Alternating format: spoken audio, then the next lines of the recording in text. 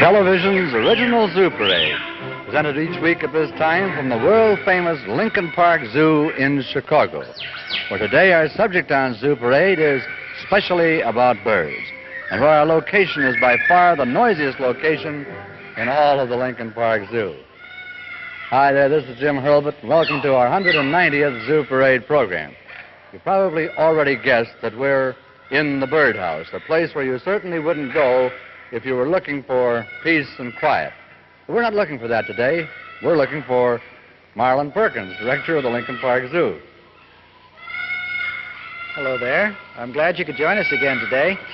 Well, Jim, I'm not sure that you're ever going to find peace and quiet in a building like this one, but at least you're not going to find quiet. Not even at night? Well, yes, of course, at night they go to sleep, but we're not in here at nighttime. But in the daytime, you can get some kind of peace because of some of the old friends that we have in here, some of the birds that are old friends of ours. These fellows here, for example, Jim, who are sitting up on their billing and cooing just at the present moment. I'm not sure I can get them to come over here, but I think if I try hard enough, maybe I could. These are little dwarf macaws. Come on, kids. Come on, we got things for you to eat over here. That's right. Come on. No, that's right. Come on over here. Slide down. Come on, that's right. Slide right down the rail. Come on, right down the rail. Now, Look quit like a couple fighting. of firemen. Can you imagine that, Jim, from billing and cooing to fighting like that? And that's just all jealousy. These are little dwarf macaws, Jim. They're the smallest of all the macaws. They come from South America. And just a minute now. Don't be impatient or anything. I have to break it open. So I don't have to. I mean, you have a mighty strong beak all to yourself, and you could break this off, I'm sure, if you wanted to. Here, you want to be real gentle now. That's Peanuts. And how about you? Would you like to come down here for Peanut, too? Come on. Come on, you come clear down. That's right. Come on, clear down. Oh, you afraid of that old fellow? Well, let's go over here on this side. He won't bother you, really. Oh, Now, that isn't fair. typical domestic scene. Come on, that's all right. Here, you can have that. That's a nice little fella. That last admonishing remark. Yeah. Well, I don't know whether I should give you one of these, but I think I'll probably have to keep you quiet. Keep peace in the family. Keep peace in the family. But these are midget members of the macaw family, which are members of the parrot family, as you probably remember. But it's quite a cry from them down to larger ones. Let's go from the smallest of the macaws to the largest of the macaws. Here's this is Molly. Oh, Maggie. Maggie, who is a hyacinthine macaw. Come on. Oh, she's one of them. Come on, old girl. Yeah, come on. Want to shake hands? Okay, all right. You want to play footsie? Hang on. That's right. That's a nice kid. Yeah. Oh, no. The minute that great big bill comes down, I don't have any inclination to stay with her, because she has the biggest bill of any of the members of the parrot family in this collection, and perhaps of any of them. She has a little habit, Jim. Did you ever see her do this little jump and jump thing? No. Come on. Can you do a little jumping up and down? Come on. You have to jump up and down. Oh, No, more than that. Come on. Get clear off the ground. Come on. Oh, great job. She made it by about a half an inch. That's a good one. She got clear off the ground that both time. feet. That's unusual. This is, again, a South American bird. A fellow from down below the border and in the tropical jungle, the rainforest of South America. There are a number of different types of macaws, aren't there? And they come from many different places, I gather. Well, most of the macaws are South American. Yeah. But the parrots generally come from... Well, parrots have a wider distribution than that. There are some African parrots and some over in India, too, if you consider all members. The cockatoos from Australia. Let's look at some other different kinds of birds, however, Jim. Right down here, there's a fellow sitting here in the background, which is a new arrival in our collection. I'd like to open the door here for just a minute and see if I can get this fellow to sit up on a perch. This is a brown fish owl. Now, come on, Mr. Fish Owl. Let's have you up on the perch. Come on, up on the perch. Come on. No, up on the perch. Come on. Let me see if I can do this. Come on, up on the perch. Here. Come on, move. Whoop, whoa. I thought I could lift him by his feet there, you see. Come on, let's see. How about a little flying here? Come on. Up on the perch. Come on. Come on, fella. That's right. There he comes up good. Now maybe you come right up on me. He's got powerful big wings, hasn't Oh, yeah. He's an Asiatic bird, Jim, from India and Burma and clear on down east of there. And I think he's a very well-named bird because he does feed on fish, but inasmuch as he's a new arrival, let's see what he will do with some fish. We put a plate of fish in there, and whether he's going to stay with us here on these fish now, I don't know, because I had to disturb him just a little bit to get him to go up onto the perch there, and perhaps at the moment he won't come down. These are freshwater smelt, and we feed those and herring to this fellow. You notice the streaking of his feathers is longitudinal streaking, that is up and down from the head to the tail, which is a little different than most of ours. Most of ours are spotted, or there are some streaks in ours. But, well, let's leave him. Maybe he'll come to his fish a little later on, and come here to an old friend of ours, Jim. That's the trumpeter, the South American trumpeter. Come on, kid. You want to come down here and say hello to anybody? Oh, you're going to talk first without even saying hello? Come on. Come on. Come on. Well, that's not as good as you can do. That's a different voice that he's using today. Come on, let's go.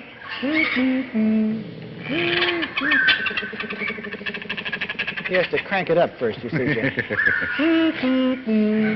Come on, let's go.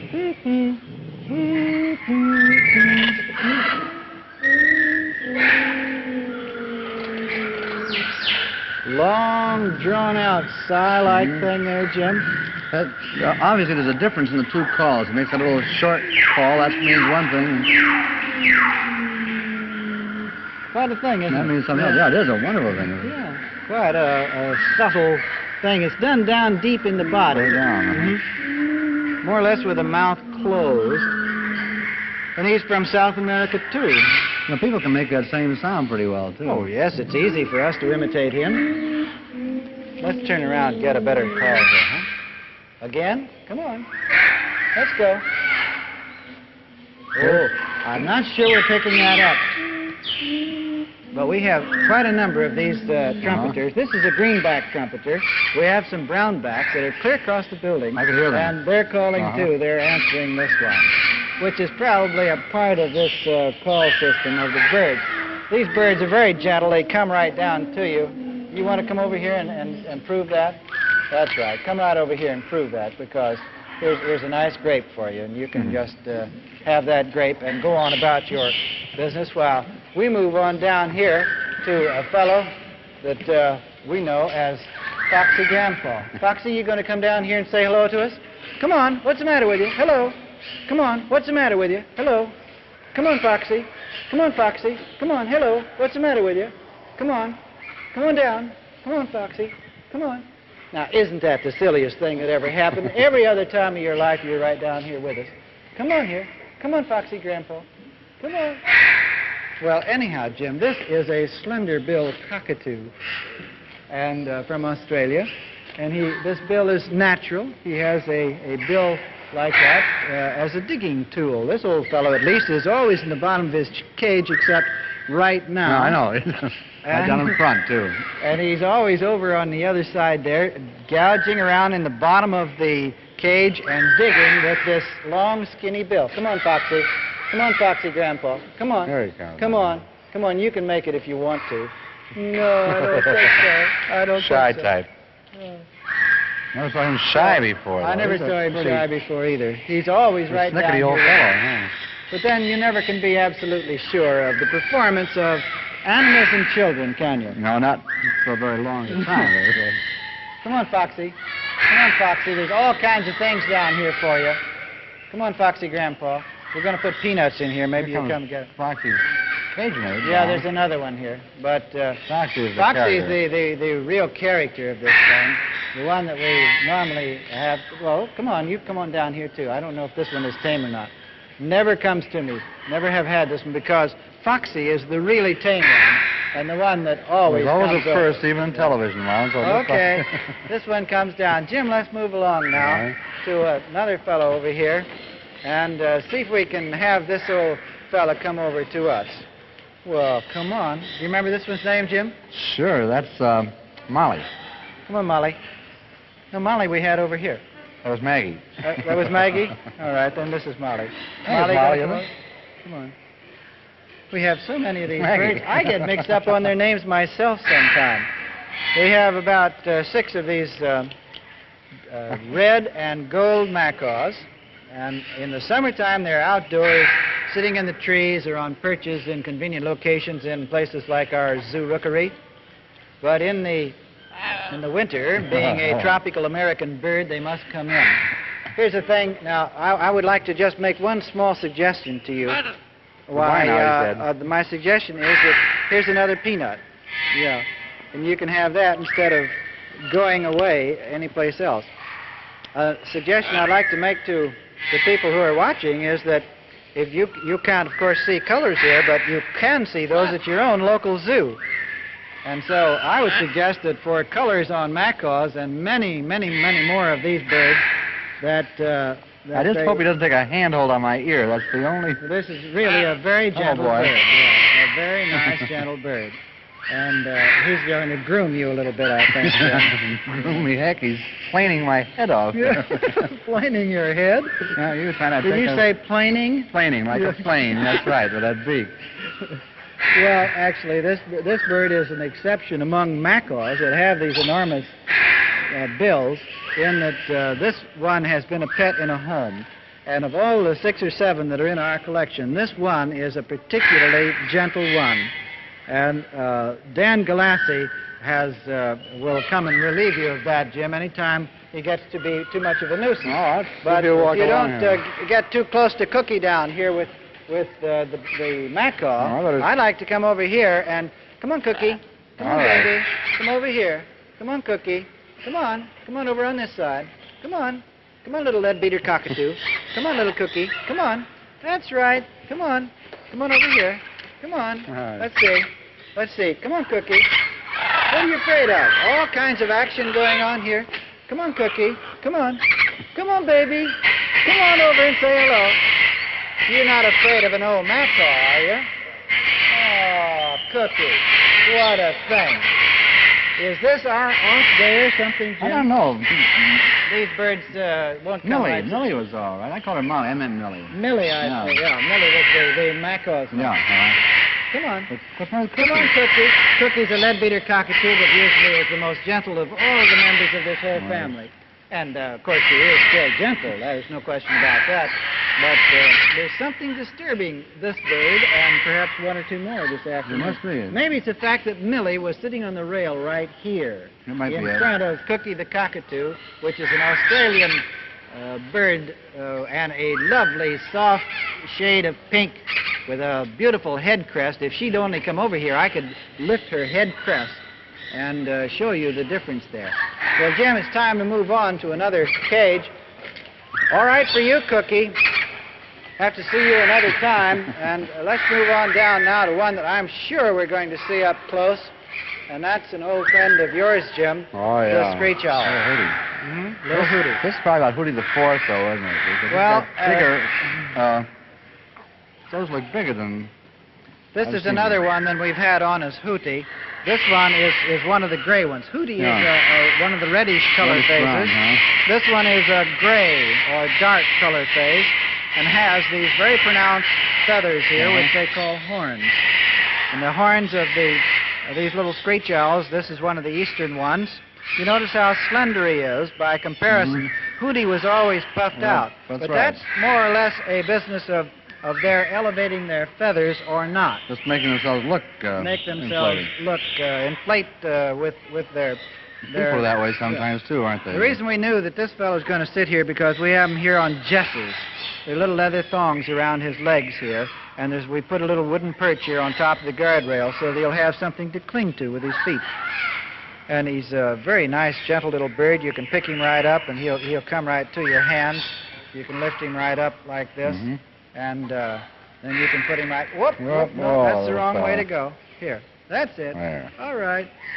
You can put him right there, and they're very beneficial birds to have around, Jim. People kill owls because they think they're mean birds or birds of ill omen, but actually they feed on so many mice and other injurious creatures like that it's better to leave them alone. Why do you think that ill omen? Because they fly at night, I suppose. Oh, I and they think call so. them at night. The fact that they're birds of the darkness and the night time.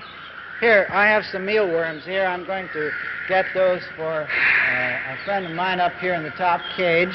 These are blue jays. Come on, kids. Come on down. Come on, you can come right down here. That's right. Come on. Nothing to be afraid of today. Come on, Mr. Blue Jay. Come on, right down here. Come on, here.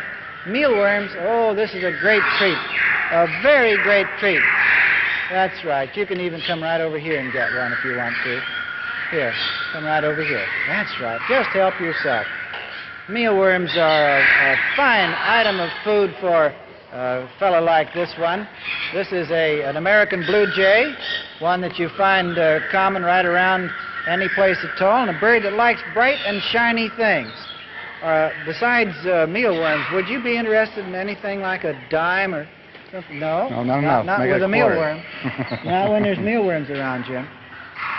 All right, you go ahead and eat your mealworm. We're going to talk about blue jays. They have distribution almost around the world, and in not the blue jays, but members of the jay family. And we had one of those Asiatic jays on, the yellow-billed magpie. jay. Magpie jay, which is part of that family. We have a number of different kinds of jays in this collection, too. But let's move along now, Jim, and I'll put this mealworm thing down here. And I want you to come on down and see another old friend of mine that I'm sure isn't going to fly away from us, or at least if he does, he isn't going to go very far. And that's Needles. Needles, Yeah. The sparrowhawk.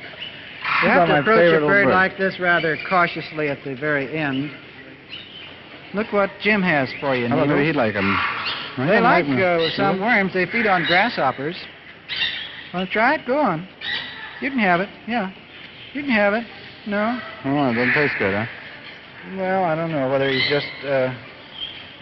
He feeds mostly on meat here, and he gets mostly the meat to eat. Here's another bird that you can get up on your finger. There, he took it. Oh, didn't like it. Oh! Wasn't the right flavor. I'm sorry, Needles. Yeah. He's brightly marked, isn't he? Yeah. This is the eastern sparrowhawk, and the smallest of all of our native hawks, one of the smallest hawks in the world. And I think he is nicely marked, Jim. Do they have those marks, always have those dark lines down under their eyes? Well, in varying degrees. Those from the desert region of the Southwest aren't as brightly marked as this one. Those from Southern California and Arizona. But this is the eastern form, and he's very brightly marked, I think, and a very pretty little bird, don't you think? That's right, very independent and dignified, too. He sits up very straight.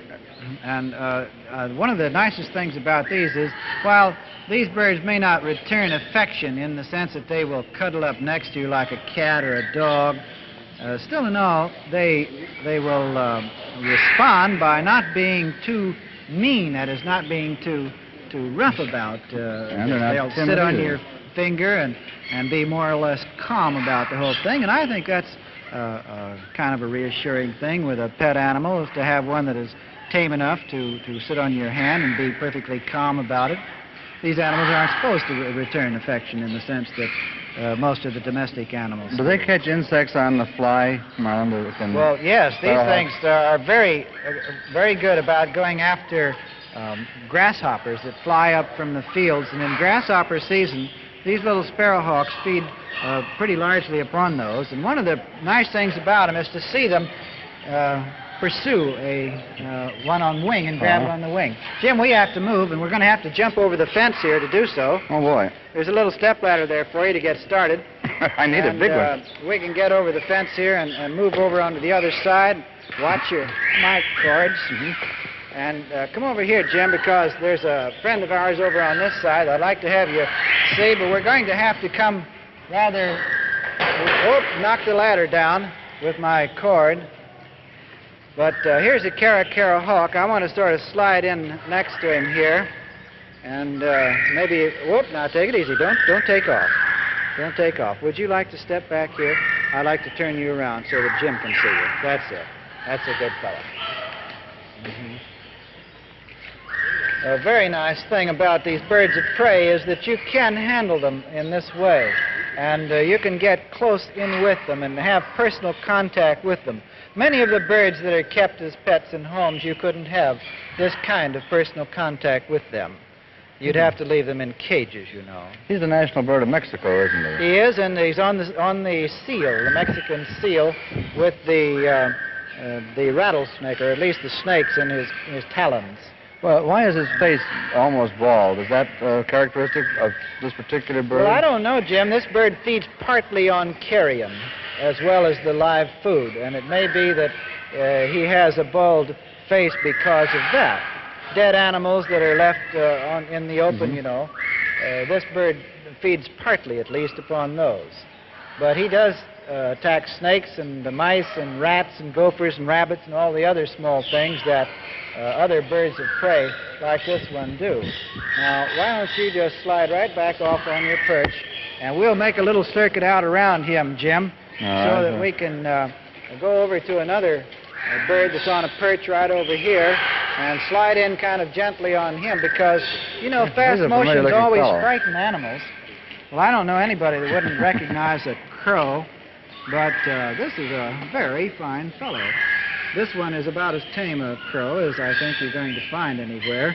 This is taken out of a nest by, in the summertime by someone who brought it into us here and kept it as a young one. And having a young one, come on, you want to hop up here? Come on, having a young one like this, you see that you could work with as a young animal young bird, without getting him, well, you can gentle him right down from the very beginning and then teach him what to do. You know, I see a terrible thing. He's showing the white feather. That's supposed to be a bad sign, isn't it? Oh, there's a little, yeah, let me see if I can turn him around. It's hard to see, I guess, with those. Just up here on the side of the face here. Here, right here on the back of the head. There's a little white feather right here, and there's a little one right here, too. On the wing, yeah? Yeah, right here on the wing.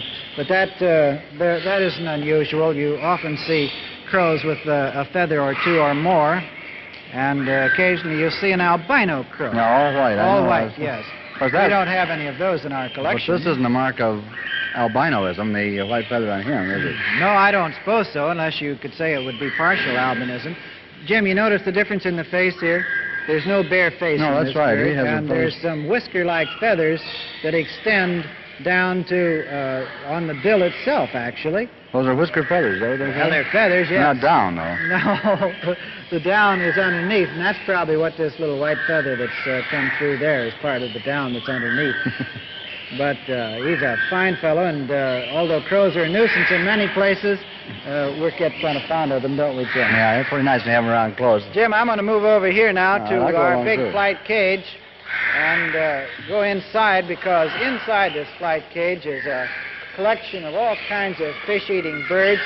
We have a great big group of them in here, and if you'll help me pull my mic cord, I'm going to open up the gates here and get this thing started so that I can go in with the fish and start feeding them.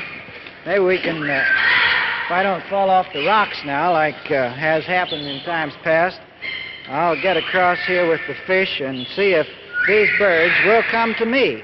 Now, ordinarily, they go to someone they know. There's Tony Vogel and some of the other Tonys and Dan Galassi and the other boys that normally feed the birds the fish in here. They're, well, yeah, come on, kids. Come on, you can catch some fish. Here comes the pelicans. Come on, pelicans. Come on here, let's go. Come on, fellas. Here. Come on, let's go here. You can get some fish. There goes a blue heron after a fish. Here's a crown crane. Come on, crown crane. You can get some fish here. Come on. That's an Australian pelican. Come on. Here's a European pelican. Atta, kid. You catch him. Here's another European pelican. Let's see if I can toss one at him. Come on, kid. Whoa, you backed into the rock. How about the stork sitting over here on this rock on the other side? Mr. Stork, you want some fish? Come on. Whoop. Thought you were going to grab that one. Come on, kids. Come on. You want to try again? Come on, European pelican. You want to try again? African? Come on. Whoa! One over his head. sea ducks. We have some smelts here. And here's a little fella up on the top. Let's see if I can toss one up to him. Come on. Come on, kid. Come on. That's it. It's a black-crowned night heron. And here's another black-crowned night heron. Missed him. Come on. Oh, come on. Catch. Not doing so good today. Come on, you fellas. Come on, pelicans. Come on. I'm a strange fella, but I'm not your regular keeper, but that's all right. You can come on up here and get some fish. Come on, kids. Come on up here and let's get some fish. Here, do you crown cranes want some? Here. Oh, I didn't mean to slice you. Sorry. Here you are. You fellas want some fish? Come on. Mr. Stork, you can have another one. Come on up here. There's all something new and different here. And the fact that I'm not the regular keeper, that here comes a cormorant. Come on, cormorant. Come on. Come on, kid. Come on, cormorant. Here.